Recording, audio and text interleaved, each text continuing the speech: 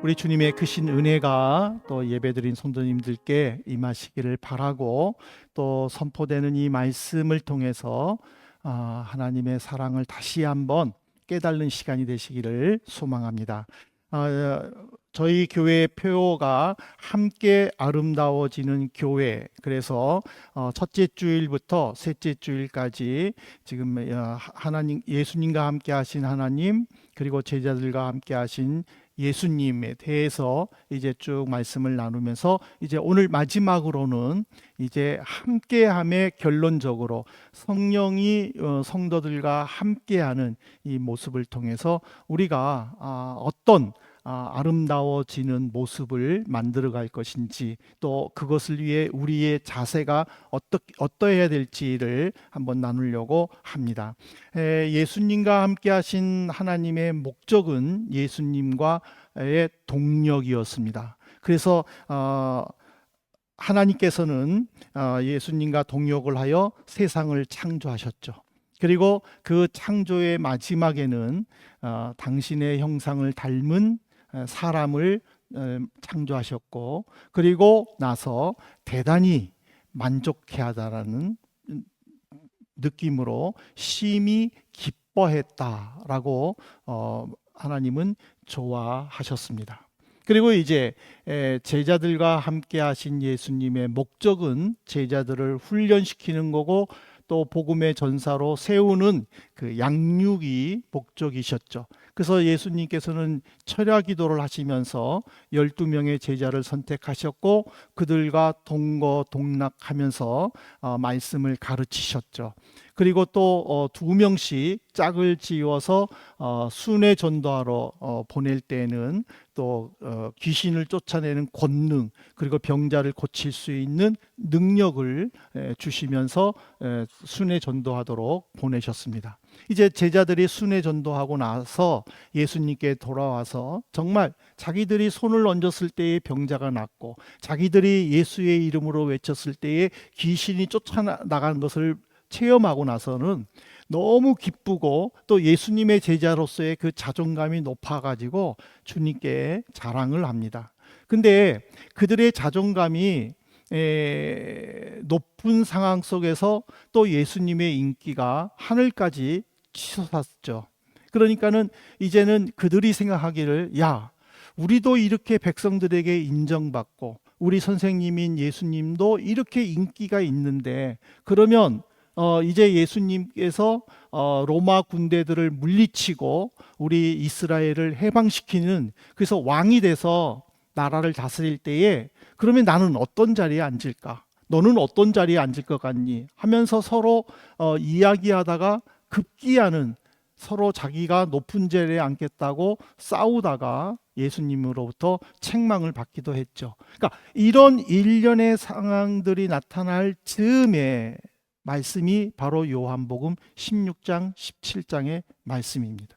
요한복음 16장 7절에 보면은요, 예수님이 이렇게 선언하십니다. 그러나 내가 너희에게 실상을 말하노니 내가 떠나가는 것이 너희에게 유익이라. 내가 떠나가지 아니하면 보혜사가 너희에게로 오시지 아니할 것이요, 가면 내가 그를 너희에게로 보내리라.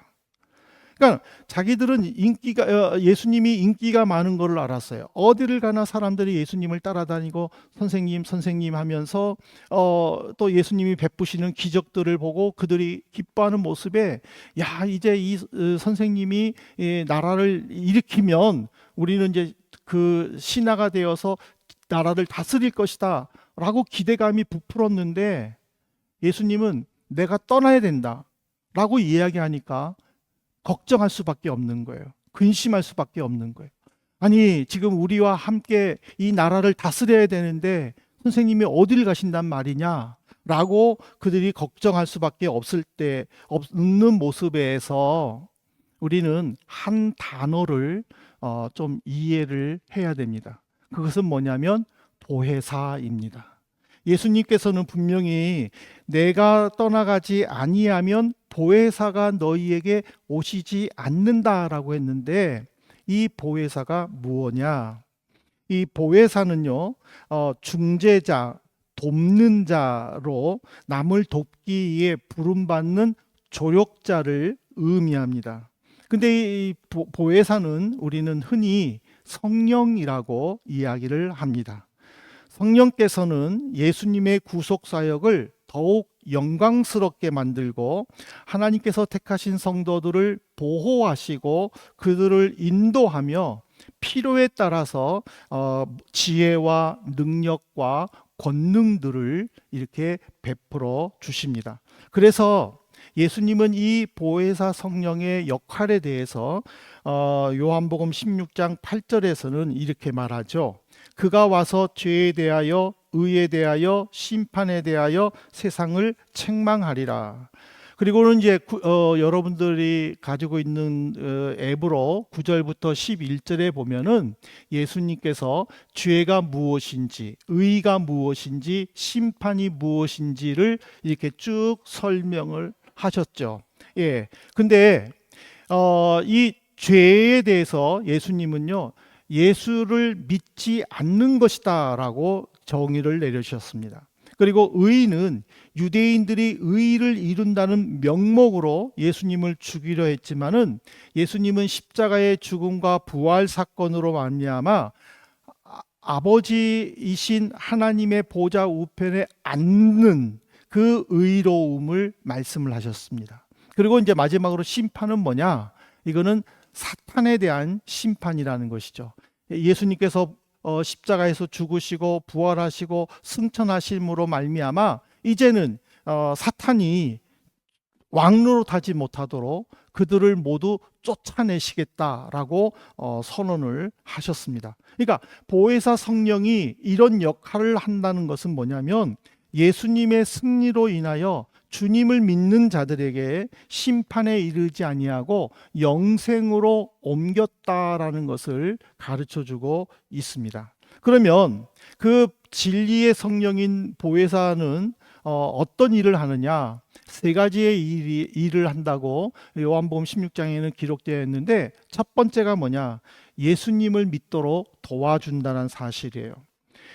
제가 아까 얘기했지만은 예수님은 죄에 대한 정의를 요한복음 16장 9절에서 이렇게 말하죠. 죄에 대하여라 함은 그들이 나를 믿지 아니하며. 원래 이 헬라어에서 죄는요, 이 관역에서 빗나가다라는 뜻이에요. 그러니까 옛날에 그 군사들이 전쟁할 때에 이 활을 당겨서 적군을 조준을 해가지고 실을 놨을 때의 그 화살이 그 조준한 곳으로 정확하게 가는 것, 이거는 죄가 아니에요. 근데 그거 당겼는데 잘못해가지고 그 조준한 것에서 옆으로 비껴가는 것, 이게 죄라는 뜻이에요. 근데 예수님은 오늘 여기서 나를 믿지 않은 것이 죄다라고 이야기를 하셨어요.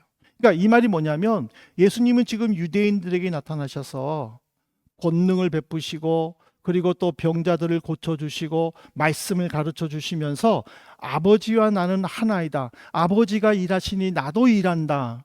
나는 아버지로부터 보냄을 받았다 라고 말을 하지만 유대인들은 믿지를 않았다라는 거예요. 오히려 유대인들은 예수님을 핍박하고 예수님을 무시하고 갈릴리 사람으로서 어떻게 선지자가 된다는 말이냐라고 예수님을 욕하면서 심지어 예수님을 죽이기 위해 따라다니면서 온갖 증거란 증거는 다 모으려고 하는 그 불신앙, 그것이 죄라는 것이죠.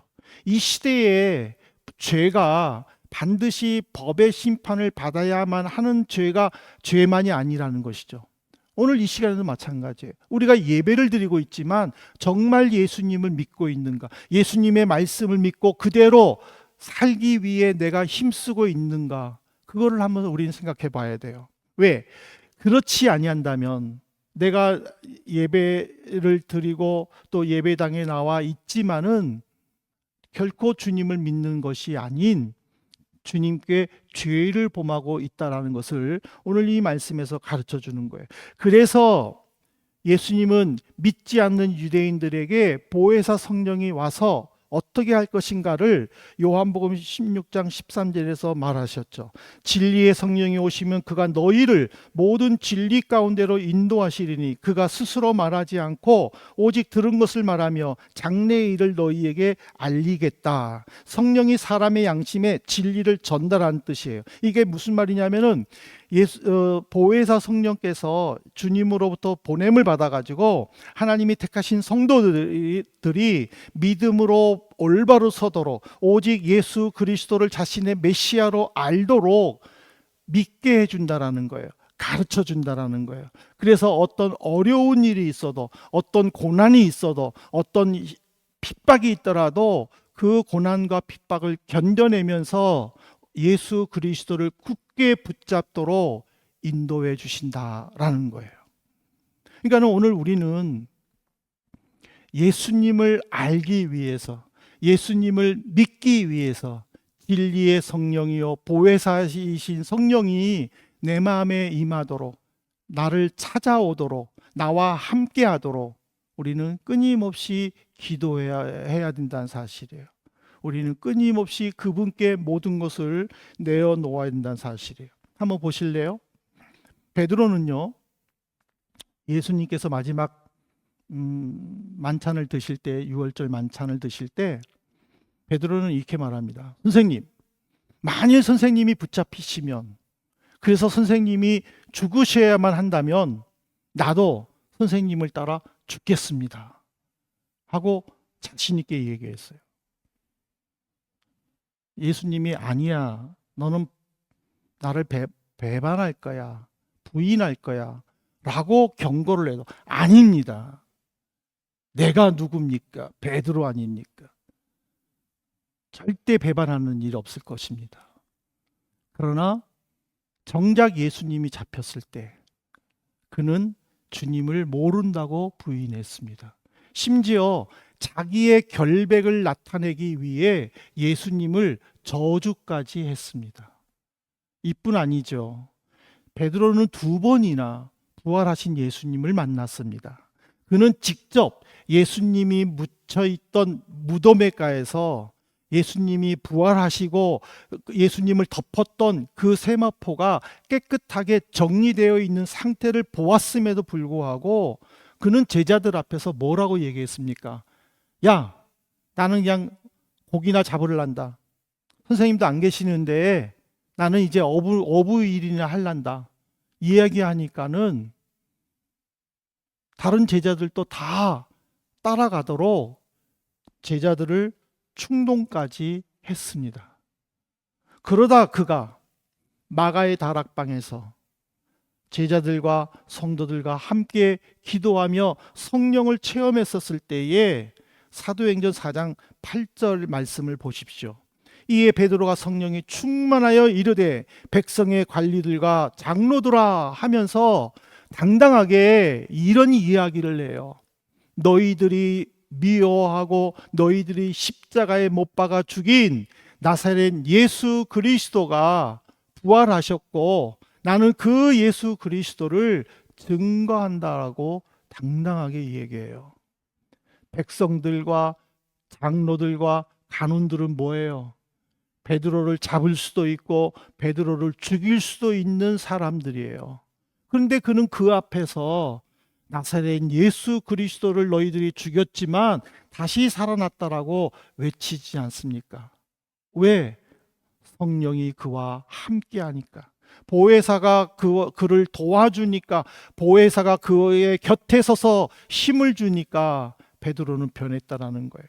자기보다 나이 어린 여자 하인에게 무서워서 그 하인에게 나는 예수님을 모른다고 저주까지 한 베드로가 자기를 죽일 수 있는 관원들과 장로들 앞에서 이야기했다라는 것은 오늘 우리도 이 보혜사와 함께 해야 된다라는 것. 그래야 우리가 예수님을 믿고 어떤 상황 속에서도 굳게 설 수 있고 우리의 믿음이 변하지 않는다라는 것을 보여줄 수 있다는 사실이에요. 성도가 뭐예요? 예수 그리스도의 이름과 성령 안에서 죄 씻음을 받고 의롭다함을 인정받는 사람이 성도 아닙니까? 성도는 하나님께서 택하신 사람이에요. 그래서 하나님의 인도를 통해서 예수님에 대한 구원의 증거를 우리는 확신해야 돼요. 여러분들 구약 성경을 보시거나 신약 성경을 보면은 이스라엘의 역사잖아요. 그 이스라엘의 역사에서 중요한 게 뭔지 아세요? 하나님을 믿느냐? 구약 시대 때. 신약 시대 때는 예수님을 믿느냐? 이것이 결국에는 심판의 갈림길에 있었다라는 거예요. 이스라엘 백성들이 하나님을 믿지 아니하고 하나님을 부인했을 때에 북쪽 이스라엘은 아수르에게, 남쪽 유다에는 바벨론에게 포로가 되었어요. 그들이 다시 해방되어 유대 땅에 나와서 성전을 새롭게 건축하고 다시 마을들을 새롭게 건설하고 살았지만은 신약 시대 때에 그들은 예수님을 믿지 아니함으로 말미암아 주 70년에 로마 군대에 의해서 이스라엘은 완전히 멸망하는 불운의 역사를 맞게 됐어요. 그래서 세계 역사에서도요, 역사의 방법을 Before Christ라는 BC, 아노 도미니라는 AD로 역사 방법을 분리하지 않습니까? 예수님이 오시기 전, 예수님이 오신 후. 결국 이 세계 역사는 예수님을 중심으로 이루어진다라는 것을 우리가 믿는다면은 우리는 성령을 통해서 우리는 더욱더 예수님을 굳게 의지하고 믿어야 된다는 사실이에요. 그 예수님과 동행하여 선한 영향력을 펼칠 수 있도록 우리가 결단해야 된다는 거예요. 그 결단은 바로 성령과 함께 할 때 가능하다는 것을 가르쳐 주는 것입니다. 그 다음에 보혜사 성령은 두 번째로 자기 중심적인 삶을 살지 않도록 인도해 주십니다. 바울은 그리스도의 삶에 대해서 갈라디아서 5장 22절부터 23절에서 이렇게 말합니다. 오직 성령의 열매는 사랑과 희락과 화평과 오래 참음과 자비와 양선과 충성과 온유와 절제니 이 같은 것을 금지할 방법이 없느니라. 성령의 열매라는 것은요, 성령의 역사로 다양한 방면에서 나타나는 선한 영향력의 결과물이에요. 그런데 여기서 우리가 한 가지 좀 조심스러워야 될 것은 뭐냐면, 내가 노력한 만큼, 내가 노력했기 때문에 이런 교만은 버려야 된다는 사실이에요. 왜냐하면 우리 노력에는요, 한계가 있어요. 또 우리의 감정은요, 쉽게 무너질 수 있어요. 그래서 오죽하면 작심삼일이라는 사자성어도 있겠습니까? 근데 진리의 성령이, 보혜사이신 성령께서 우리와 함께 하시면은 우리는 그 내 감정까지도 하나님께 맡기고 승화시켜서 하나님이 원하시는 일을 할 수 있다라는 거예요. 바울을 한번 보세요. 바울은요, 자기 신념이 강했어요. 그리스도를 따르는, 예수를 따르는 이들, 그들은요, 반사회적, 반유대교 집단으로 그들을 지구상에서 없애야 된다라고 결심한 사람이에요.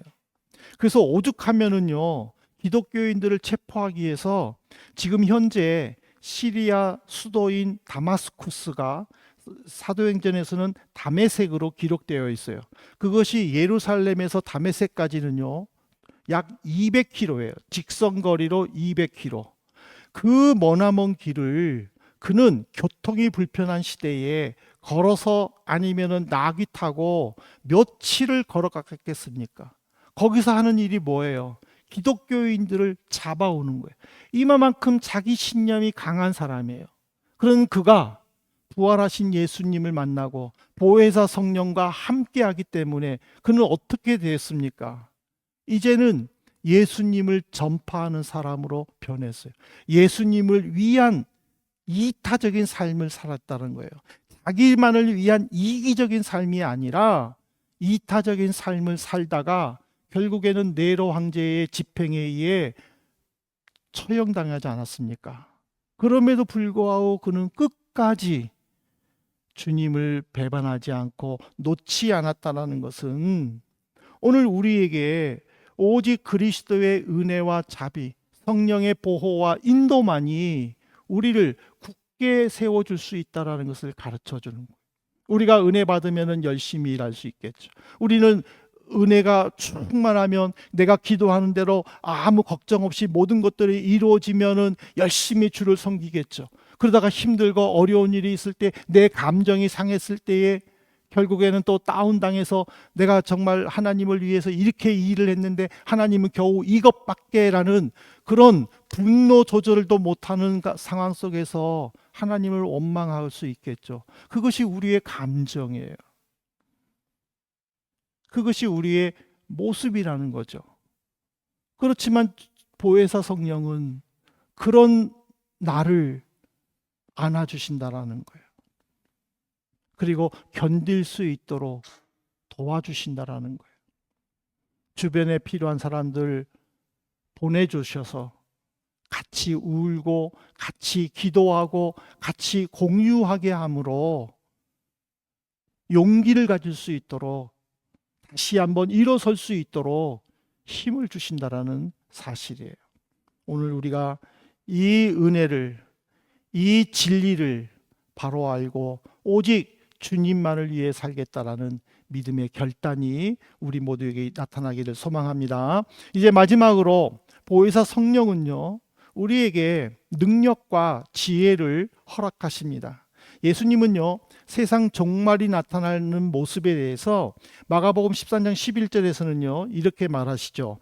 사람들이 너희를 끌어다가 넘겨줄 때에 무슨 말을 할까 미리 염려하지 말고 무엇이든지 그때에 너희에게 주시는 그 말을 하라. 이는 너희가 아니요 성령이시니라. 말세가 가까울수록 그리스도인들에 대한 박해와 핍박이 심해질 것이라는 것이죠. 예수님을 믿는다는 죄목으로 어려움을 당할 때에 그 어려움을 헤쳐나가기 위해 무슨 말을 할까 염려하지도 두려워하지도 말고 성령에 순종하라라는 예수님의 가르침입니다. 우리는 예수님을 믿는다는 그 미움으로 주변에서 참 많은 어려움을 당하죠. 꼭 멀리 있는 사람만이 나를 힘들게 하는 건 아니에요. 가족과 친척도 적당히 믿어라. 너처럼 그렇게 믿는 사람이 세상에 어디 있니? 라고 핀잔 줄 정도로 그것도 핍박이에요. 그렇지 않겠어요? 내가 주님을 위해서 일하는데 너만 그렇게 유별나게 예수 믿니? 라고 하는 거는요, 그거는 받는 핍박이에요. 예수님으로부터, 예수님 때문에 받는. 또 믿음 공동체에서 같이 기도하자, 같이 우리 합심하여 기도하고 이 문제를 해결하도록 우리가 성령께 간구하자 했는데 그 비밀을 지켜주지 못하고 다른 데 가가지고 다 이야기함으로 말미암아 곤란하게 만드는 그 믿음의 공동체, 그것도 결국에는 나를 힘들게 하는 원수 핍박자일 수도 있다라는 거예요. 그러니까는 멀리서 있는 사람 것만이 나를 핍박하는 게 아니라 가까이 있는 사람들도 나를 핍박할 수 있다라는 거예요. 그럼에도 불구하고 그들을 미워하거나 또는 정죄하지 않고 오직 주님만 바라보며 견딜 때에 하나님은 나를 굳게 세워준다라는 거예요. 성령의 인도. 그 성령의 인도가 내게 지혜를 그리고 능력을 주신다라는 거예요. 여러분들 바벨론 포로가 돼서 바벨론의 신을 섬기지 아니하면 화형에 처한다라는 그 느부갓네살 왕의 명령으로 말미암아 사드락과 메삭과 아벳느고가 위기에 처했어요. 느부갓네살 왕은 세 사람을 붙잡아 놓고 신문을 합니다. 그러면서 왜 절을 하지 않았느냐? 내가 만든 신상에 절을 하지 않았느냐? 지금이라도 당장 절을 하면 내가 너희들을 살려주겠다라고 회유를 합니다. 유혹을 합니다. 근데 그 세 사람은 뭐라고 말합니까? 왕이시여, 우리는 절대로 우상을 섬기지 않을 것입니다. 설령 우리가 불에 타 죽는 한이 있더라도 절대 우상을 섬기지 않고 하나님만 섬길 것을 아십시오라고 선포를 합니다. 왕이 너무 화가 난 거예요.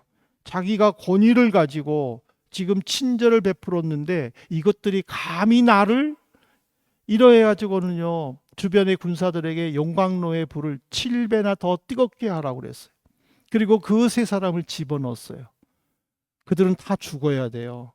그런데 성경은 성령이 그들을 보호해 주셨다. 다니엘서의 3장 24절부터 27절에 보면은 그들을 꺼냈는데 머리 한 올 타지 않았고 겉옷도 변색되지 않았다라고 증언하고 있어요. 성령은 지금도 우리에게 지혜가 부족해서 힘들어하는 사람들에게 지혜를 주십니다. 능력이 모자라서 속상해할 때에 성령은 그에게 능력을 주어서 그 모든 일들을 감당할 수 있도록 인도해 주십니다. 간절히 기도하는 자에게는 그 기도를 통하여 기쁨과 그리고 그동안 쌓아온 모든 노력과 눈물이 헛되지 않도록 채워 주신다라는 사실입니다. 오늘 우리가 성령과 함께 하시는 성도라는 이 내용을 통해서 성령이 지금도 나를 위해 기도하고 있다라는 것, 성령이 지금도 나를 바라보고 있다라는 이 사실을 분명히 깨닫고 믿으셔야 됩니다. 믿는 자에게 성령은 역사하십니다. 성령은 그에게 견딜 수 있는 힘을 주시고요. 성령은 그를 통하여 그의 필요한 것들을 채워주시고요. 기적을 이루어주시는 거예요. 예수님 시대에는 예수님이 계셔서 필요한 사람들을 고쳐주시고 회복시켜 주셨지만은 이제는 예수님이 계시지 않는 이 성령 시대에는 눈에 보이지 않는 성령이지만 성령이 인격적으로 나와 함께하고 있음을 굳게 믿을 때에 그 믿는 사람을 통하여 성령은 역사해 주십니다. 사랑하는 성도 여러분, 이제 말씀을 맺겠습니다. 함께라는 것은요, 무엇과 연합하다라는 거예요. 이 연합을 통해서 아름다운 결과를 만들 수 있는 것이 함께라는 부사예요. 하나님께서는 예수님과 함께함으로 우주와 세상에 있는 모든 만물들을 창조하셨어요. 그리고 택하신 백성들을 구원하기 위해 예수님을 보내주셨지 않습니까? 그리고 제자들과 함께 하신 예수님께서는요, 제자들을 가르치셨어요. 제자들에게 능력을 주셨어요. 제자들에게 성령을 주셨을 때에 그들은 담대히 복음을 전했어요. 예수 그리스도를 전파하여 교회를 세웠고 수많은 천국 백성인 성도들이 지금도 일어나고 있습니다. 그들은 예수를 전파하다가 핍박을 받고 고문을 받아도 배반하지 않고 오직 예수 그리스도를 믿고 의지했을 때에 그들에게는 구원이, 하늘의 소망이, 하늘의 영광이 그들과 함께 했습니다. 이제 보혜사 성령께서 나와 함께 하심을 믿는 우리가 할 일이 무엇인가? 여러분들 스스로가 결정을 하셔야 됩니다. 성령이 내게 지혜를 주시고 성령이 내게 능력을 주시고 성령이 내게 이 일을 감당할 수 있도록 함께 주실 때 나는 무엇을 할 것인가? 오직 내 이름 석자를 알리기 위해 힘쓸 것인가? 아니면 그 일을 통하여 하나님의 영광을 나타낼 것인가? 이제는 여러분들의 선택이라는 사실입니다. 모쪼록 성령과 함께 하시는, 그래서 그 성령을 통하여 내가 무엇을 이루고 그것을 어떻게 보여질까? 우리 모두가 고민하는 시간, 그래서 그 고민을 통해 나타나는 모습으로 하나님의 영광이 이 땅에 펼쳐지기를, 그리고 여러분들을 통하여 주의 뜻이 이루어지시기를 주님의 이름으로 간곡히 부탁드립니다.